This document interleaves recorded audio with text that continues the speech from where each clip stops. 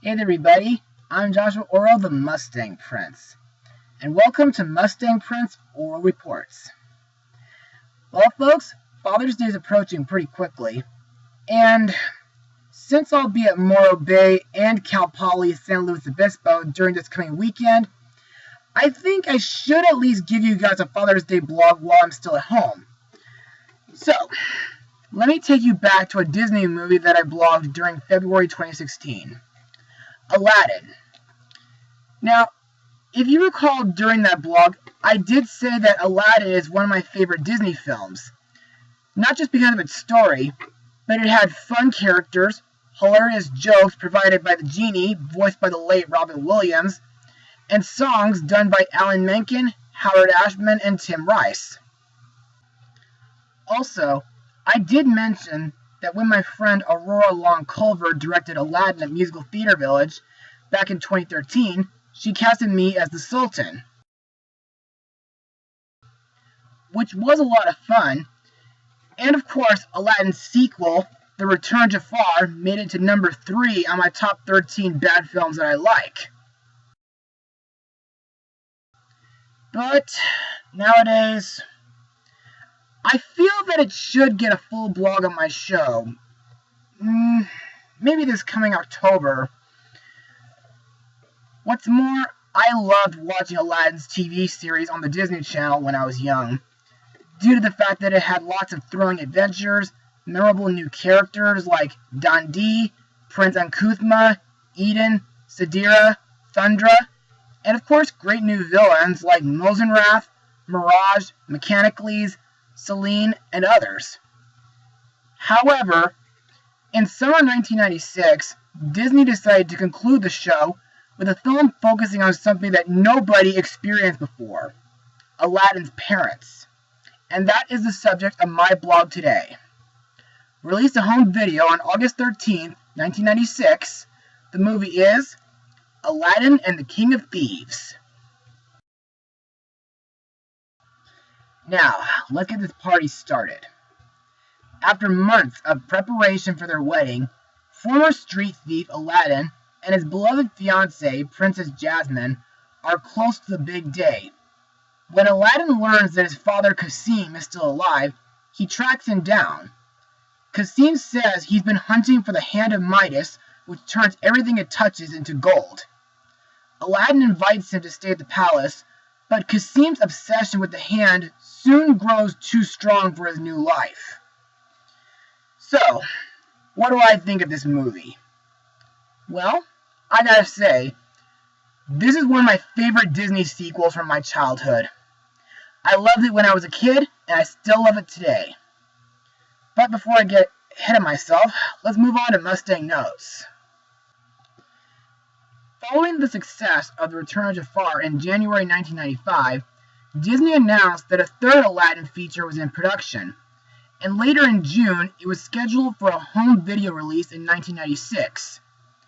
This film is inspired by the tale Ali Baba and the 40 Thieves from the 1001 Arabian Nights, replacing Ali Baba with Aladdin. Speaking of which, I first read the story of Ali Baba during my elementary years, and I thought it was pretty thrilling, but I can't compare the story to this movie because I haven't read the story since then.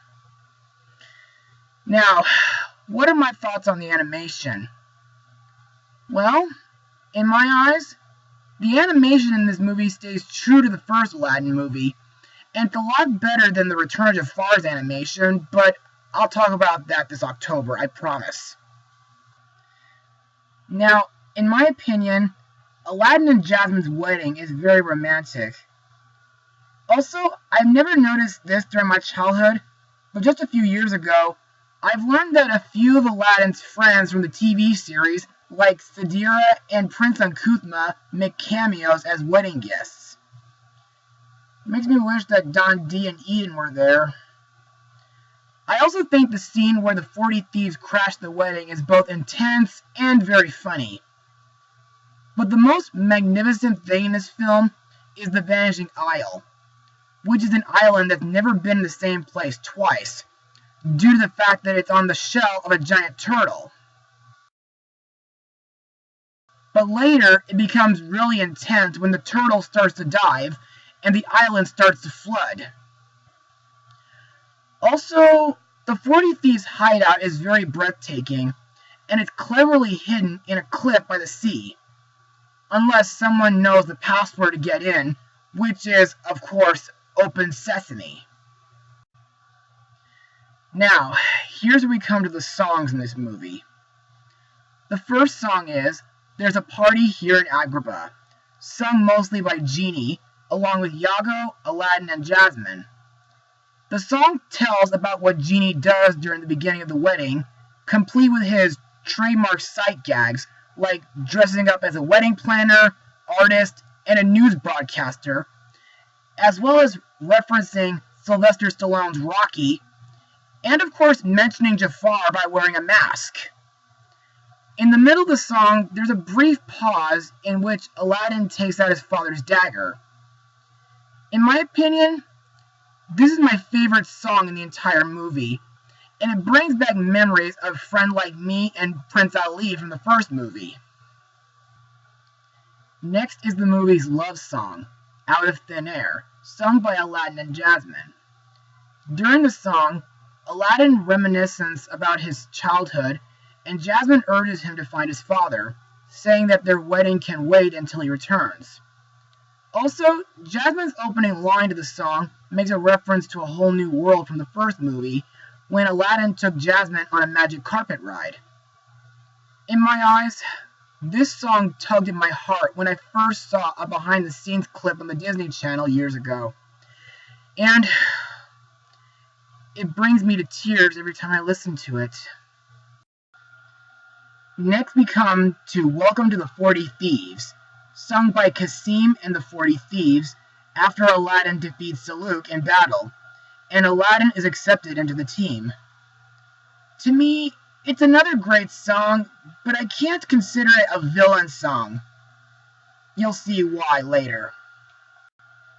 Next is Father and Son, sung by Genie after Cassim arrives at the palace in Agrabah, and Genie says how Aladdin and Cassim are together again. To me, this is a really fun song to listen to, and it's the kind of song you listen to when Father's Day rolls by. My favorite parts of the song is when Genie takes the form of Yen Sid from Fantasia, a roller coaster woman, a basketball player, a football coach, even Albert Einstein. The song even makes references to the Brady Bunch, the Jetsons, even Friend Like Me. Next is the true villain song, Are You In or Out?, sung by Salouk and the remaining members of the 40 Thieves, where Salouk turns them against Cassim.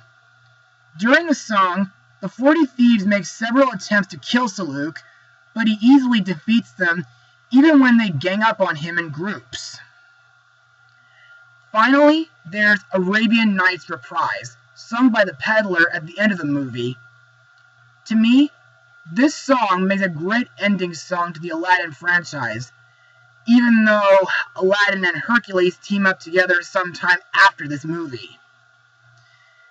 Anyway, now that we're done with Mustang notes, animation, and songs, let's talk about the characters and their voice actors. Our main hero, Aladdin, is once again voiced by Scott Winger, whom folks know from the Full House TV series. In this film, even though Aladdin and Jasmine are getting married, Aladdin feels downhearted and wishes that his father could be there to see his wedding. But not long after the 40 Thieves crash it, Aladdin finds out that his father is the King of Thieves.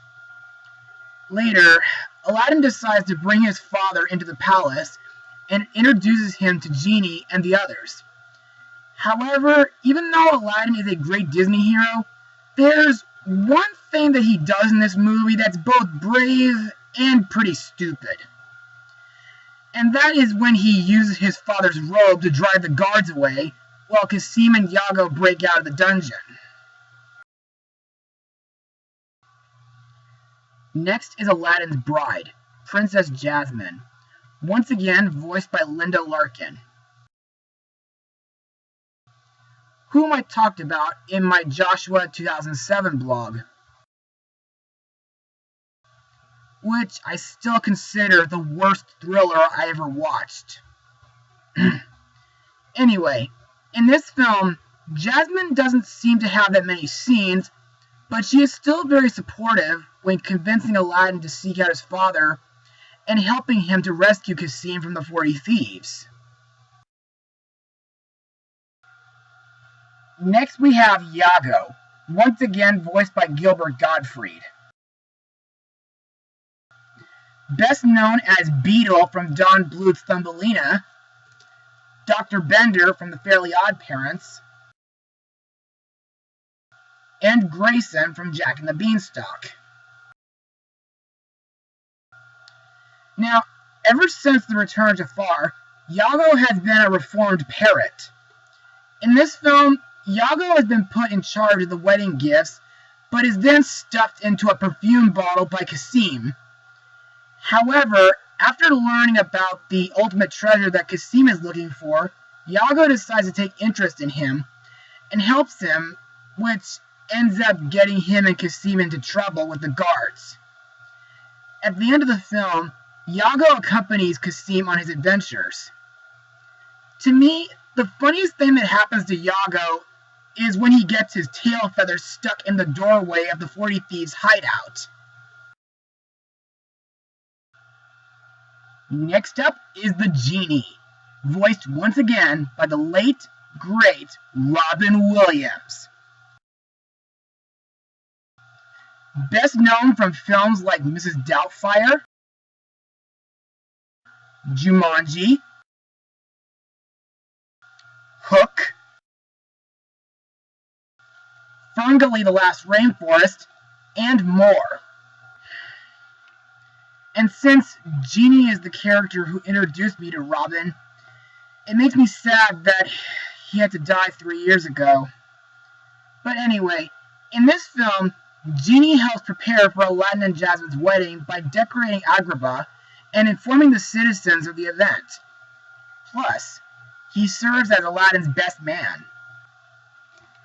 What's more, I like the scenes where he tries to cheer Jasmine up by using matrimonial magic, multiplying into police, Scottish bagpipers, Western cavalry, and military troopers, and where he tries to distract the giant turtle by going inside its mouth, including parts where he references Forrest Gump, along with Elvis, Mrs. Doubtfire, Aliens, Battlestar Galactica, RoboCop, the lifestyles of the rich and famous, including a few Disney references like Tinkerbell from Peter Pan, the White Rabbit from Alice in Wonderland, Pocahontas, Pumbaa from The Lion King, Pluto, even Steamboat Willie Mickey Mouse. Heck, he even makes Jasmine look like Cinderella and Snow White.